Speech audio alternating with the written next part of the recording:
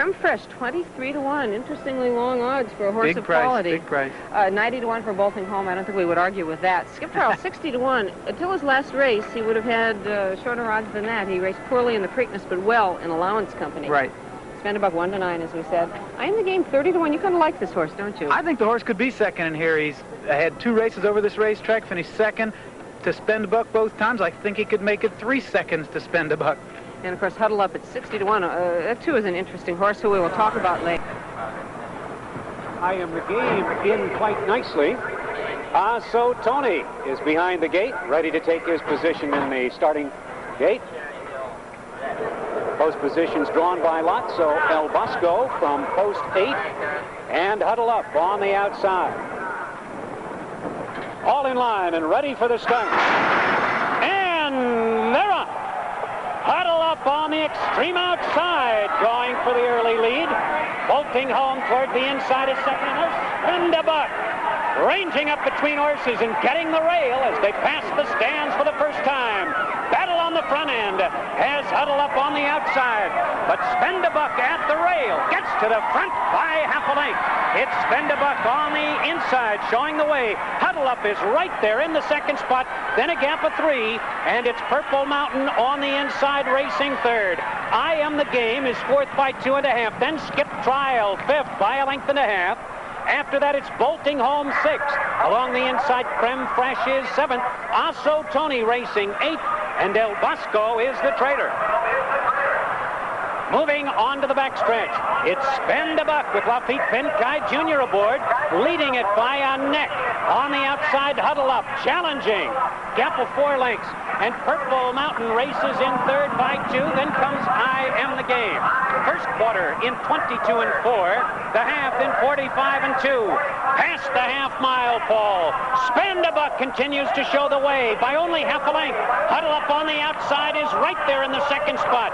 A gap of 3. And on the far outside, here comes El Bosco, ranging up quickly at the rail. Creme Fraiche with a bold move. Creme Fraiche on the inside, gaining with every stride. I Am the Game is next. Approaching the quarter pole. Spend a Buck leads it, but here comes Creme Fraiche on the inside. Eddie Maple asks for speed and gets it. Turning for home. On the outside, Spend a Buck. Creme Fraiche along the rail. Middle of the track, El Bosco. And down the stretch they come. Spend a Buck under a drive. Has the lead by half a length. Creme Fraiche on the inside second. El Bosco trying to close the gap out the middle of the racetrack. 50 yards to go. Spend a Buck has the lead. On the outside, El Bosco closing strongly. Spend a Buck wins it by a neck. On the inside, Creme Fraiche in a photo with El Bosco for the place and show spots. And the time on the board, 2 minutes, 2 3/5 seconds.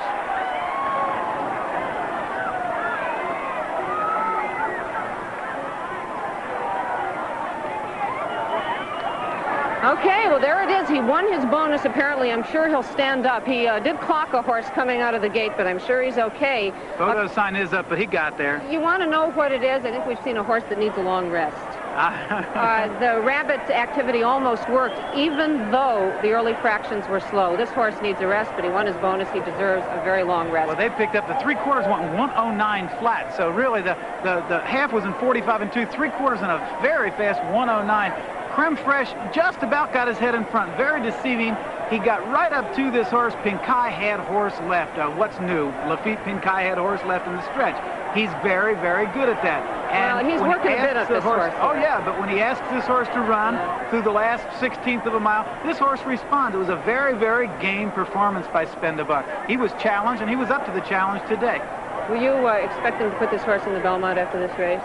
I don't know. I think we'll have to see how the horse comes back after this race. I think that the horse ran a good race, not a great race, not ready to concede greatness to this horse. This way, if he would have won off by 10 lengths and one in hand, I think the Belmont would have been definite. Now, I'm not too sure. He's almost 2 seconds off the track record set recently by Dr. Carter. Of course, Dr. Carter's definitely a 1.25 mile horse. And an older horse. And a 4-year-old as well. This horse had to work a little bit for his win. Oh, he really did.